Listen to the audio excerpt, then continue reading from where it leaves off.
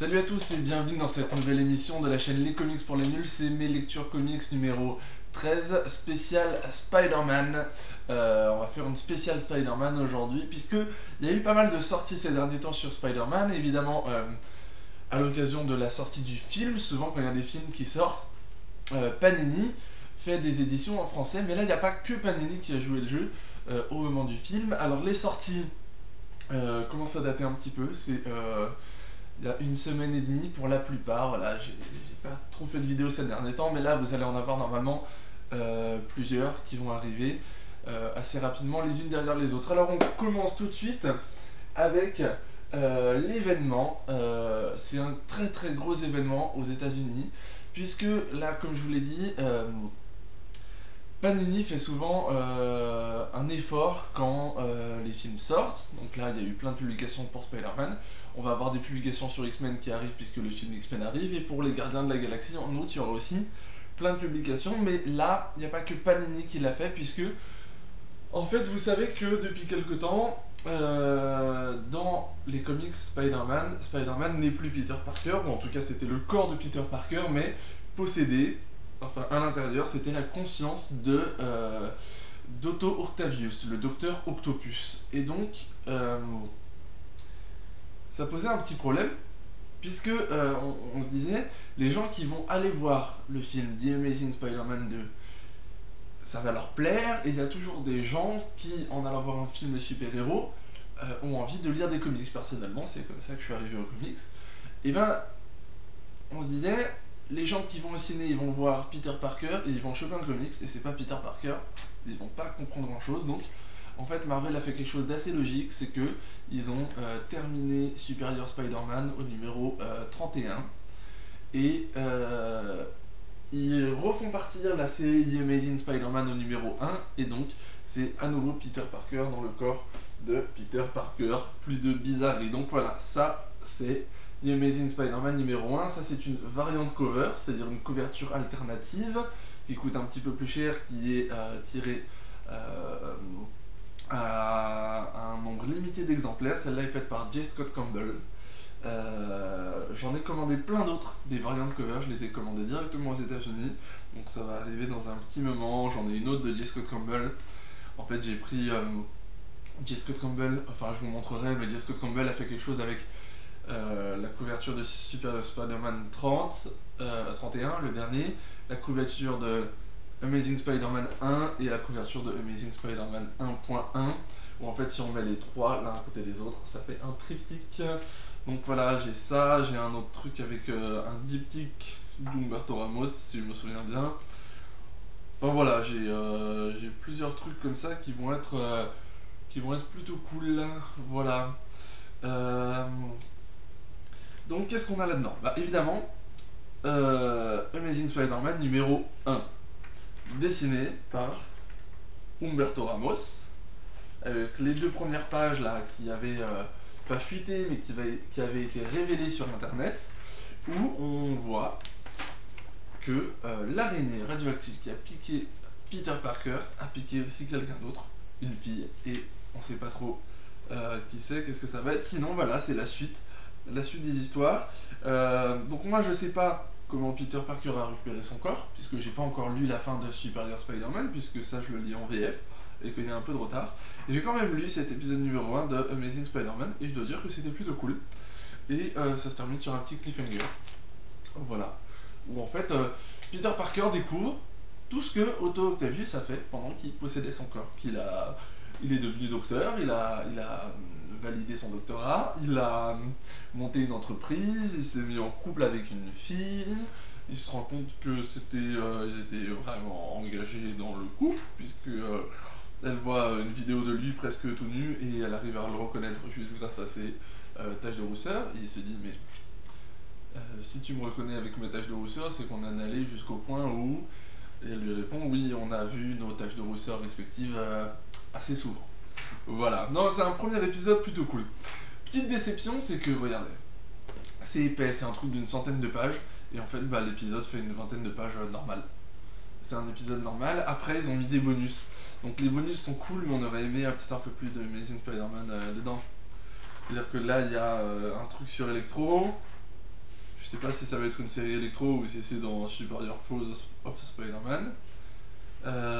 Ensuite, il y a un truc sur la chatte noire. Ça va être dans Amazing Spider-Man numéro 2, la chatte noire. Là, ils mettent, pour le truc sur Electro, ils mettent à suivre, mais ils mettent pas à suivre dans quoi. Ensuite, on a un petit truc, ouais, un peu plus enfantin, où j'ai un peu moins vu l'intérêt. Par contre, après, on a une preview de Spider-Man 2099. Et ça, je dois dire que j'aime vraiment bien, et je vais voir si c'est publié en VF, et si c'est pas publié en VF, bah, je vais peut-être me le prendre en VO. Peut-être plutôt les TPB, mais voilà. Et ensuite, on a un truc sur Scarlet Spider aussi, où Peter Parker va voir Scarlet Spider un peu pour voir ce qu'il est devenu. On a une espèce de réécriture des origines. Non, c'est pas vraiment une réécriture des origines, c'est plutôt... on voit un gamin qui est vraiment fan de Spider-Man, tout ça, et qui va peut-être prendre le masque pour faire comme Spider-Man. Et ça, donc, c'est à continuer dans Spider-Man 1.1. Et après, on a le numéro 1 d'Inhuman. Et en fait, ça, je l'ai pas lu parce que Inhuman, je sais... comment dire, je l'ai pas encore lu. C'est-à-dire que j'étais pas trop dans le trip, là j'étais dans le trip plutôt Spider-Man, tout ça. Inhuman, c'est une nouvelle série. Alors là, je me suis pas trop intéressé pour l'instant. Je sais que Thomas Rivière de Comics Play c'est vraiment à fond dessus. Donc je le lirai sûrement et puis bah on verra. En fait, comme je vais pas suivre la série, je sais que je vais pas suivre la série si elle est pas publiée en VF. Donc je me dis, si elle est publiée en VF, bah, je la reprendrai à ce moment-là depuis le début. En attendant, je le lis pas. Voilà. Deuxième truc sur Spider-Man, je vais pas m'étendre trop là-dessus parce que je vais vous faire une vidéo qui sera consacrée à tout ce que j'ai eu au Free Comic Book Day. Et puis là, c'est un truc que j'ai eu au Free Comic Book Day.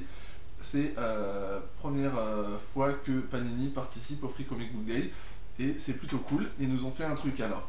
Je vais choper un truc au pif là. Voilà, par exemple. Rocket Raccoon que j'ai eu au Free Comic Book Day. Ça, c'est comics typique américain, tout souple.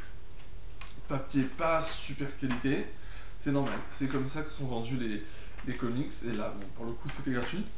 Mais Panini aurait pu nous faire un truc un peu tout pourri à l'américaine comme ça, mais en fait, non. Ils ont gardé les couvertures semi-rigides qu'ils utilisent sur leur publication Marvel Now, et ils ont fait juste un truc plus simple, agrafé, plus petit, et voilà. Donc, c'est-à-dire que on a, je trouve, un super compromis, et je trouve que ça serait super si tous les comics américains étaient publiés comme ça, mais bon, ils seraient sûrement vendus plus cher.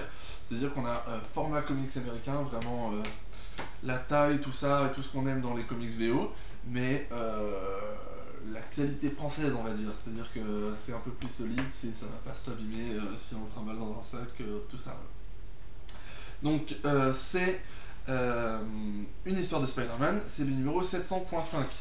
La série Amazing Spider-Man, première du nom, maintenant elle est relancée, mais la première, ou peut-être deuxième, enfin en tout cas elle était arrivée au numéro 700, et après ils avaient fait des 700 points, 700.1, .2, .3, .4, etc. Tous les 700 points, quelque chose, seront publiés bientôt, je crois, dans un Spider-Man hors série, et là on a le 700.5. Donc en fait, ceux qui ne sont pas allés au Free Comic Book Day et qui achètent seulement le truc où seront publiés les 700 points, et ben ils n'auront pas le 700.5, mais ça c'est un peu dommage pour eux, mais bah moi je l'ai, donc moi je suis content. Il y a juste un petit problème dans cette édition, et je sais pas si vous l'avez vu, parce qu'on en a parlé un petit peu sur Facebook, tout ça, ça date un peu maintenant. Ça fait une semaine et demie le Free Comic Book Day, mais c'est qu'il y a une page en double. Regardez cette page là à gauche, et ben si je tourne la page, c'est la même. Voilà, donc une page en double. Ça veut dire surtout qu'il y a une page en moins. C'est-à-dire que s'il y a une page qui a été publiée en double, elle a pris la place d'une page qui aurait dû être là à la place.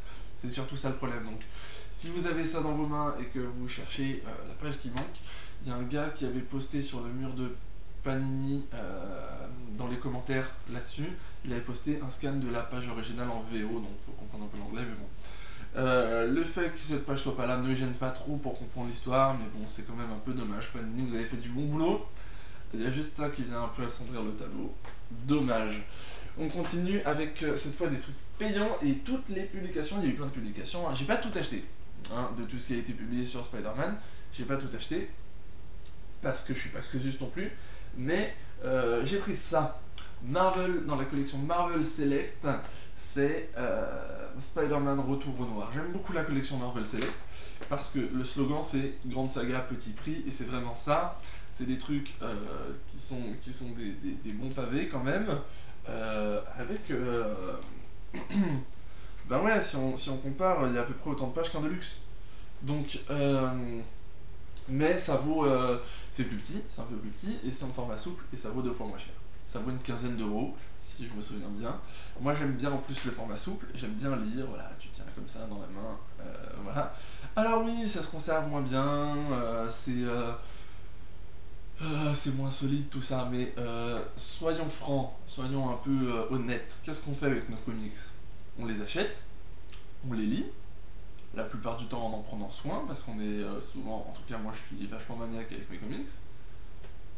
On les lit en prenant soin, on les referme et on les met dans la bibliothèque. Qu'est-ce qu'on a besoin d'avoir des comics solides? Je veux dire, moi je préfère acheter 2 Marvel Select avec des bonnes sagas à petit prix plutôt qu'un Deluxe. Simplement, les trucs sont publiés d'abord en Deluxe et après en Select. Ça, c'est la logique commerciale de Panini, on peut pas leur en vouloir. Alors, qu'est-ce que c'est cette histoire? C'est Spider-Man qui va revenir à son costume noir. Alors, pourquoi j'ai acheté ça? Parce que je me suis dit, ah ouais, mais j'avais lu les origines de Venom dans la collection Hachette, qui est par là. Et puis je me disais, je vais. Donc là dans l'histoire avec Venom, Spider-Man avait un costume noir, et puis il le laisse tomber, puis il revient à son costume d'origine. Et là je me dis, ah bah tiens, retour au noir, bah, ils vont m'expliquer qu'est-ce qui fait que Spider-Man a repris son costume noir. Ah, et ben non, et ben non. En fait, dès le début de l'histoire, Spider-Man est en noir. Et il nous explique pas pourquoi. C'est juste un petit peu dommage, mais ceci dit, c'est une bonne histoire, c'est un bon récit, intéressant, plutôt bien dessiné. Voilà, moi j'ai vraiment bien aimé, et pour le prix que ça vaut, ça serait bête de passer à côté. Voilà, par contre, deuxième récit, là, dont j'entendais parler depuis longtemps, parce que c'est publié en kiosque, puis en Monster, puis maintenant en Deluxe, Spider-Man Spider Island. Et donc ça fait un moment que j'en entendais parler. Le pitch c'est que sur l'île de Manhattan, tout le monde se retrouve avec les pouvoirs de Spider-Man au début, puis en fait ils sont tous contents d'avoir les pouvoirs, mais ils vont commencer à se transformer en araignées géantes. Donc là c'est un peu moins cool. Qu'est-ce que peut faire Spider-Man et qu'est-ce que peuvent faire les Avengers, puisque Spider-Man ne va pas être tout seul dans cette histoire. Pour arrêter tout ça, voilà, c'est l'histoire qu'il y a là-dedans.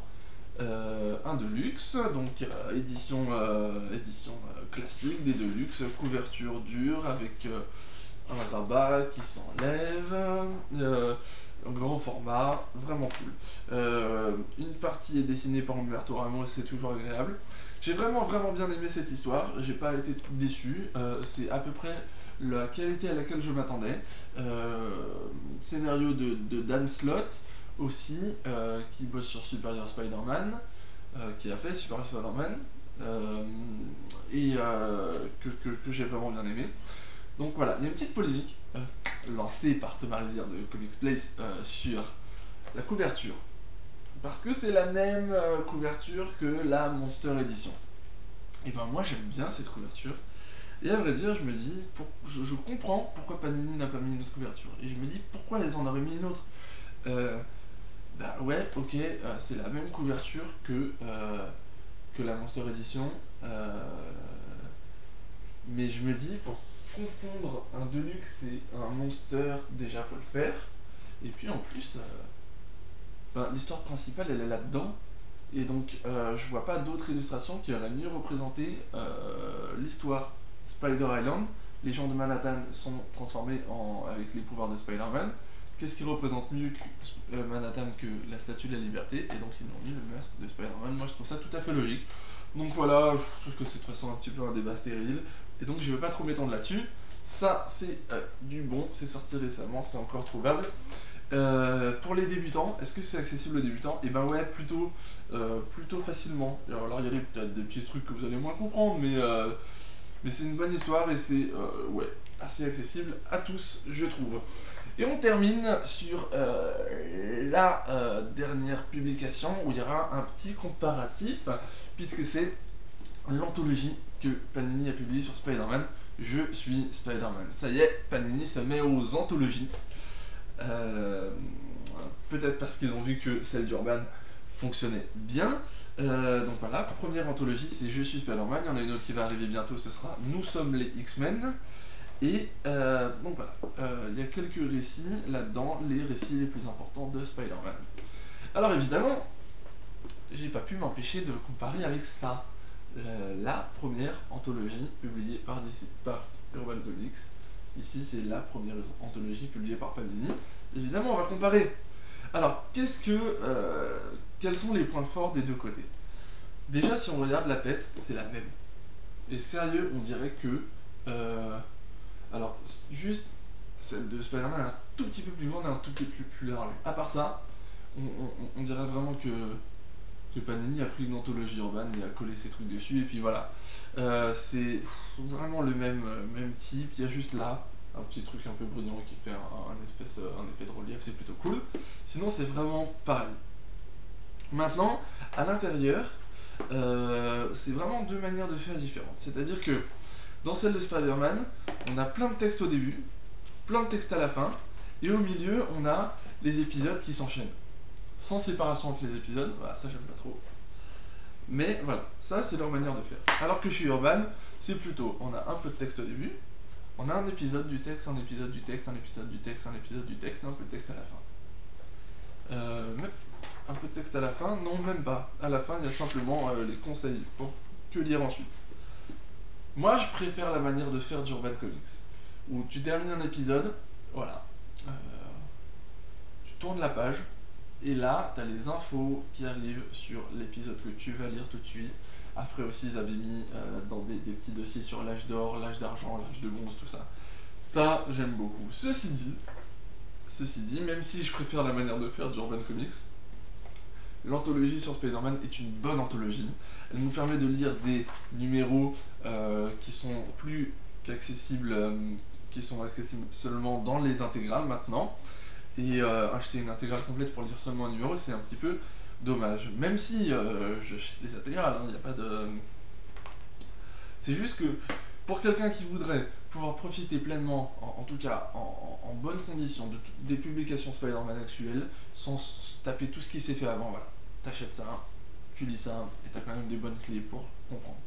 Voilà, donc ça je vous le conseille aussi, c'est autour de 22 € je crois, et c'est encore disponible puisque c'est sorti il n'y a pas longtemps et c'est plutôt bon.